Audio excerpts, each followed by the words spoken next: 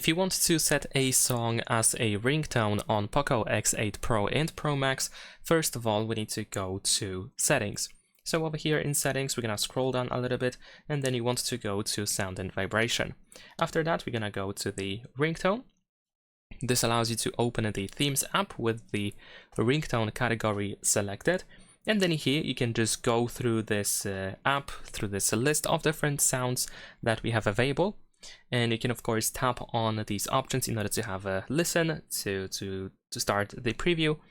And you can also tap on this bell on the right side if you decide to use that sound, and then you can choose Sim 1, Sim 2, etc.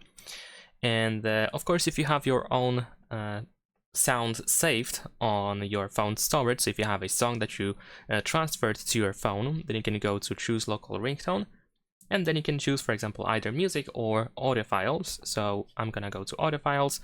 Let's say this one over here is the song that I wish to set as a ringtone, so I can just select it in here. Then I can use the apply button, and I can choose once again for which sim I want to use. I can of course apply it for both sims if I want to. That is pretty much it. Leave a like and subscribe.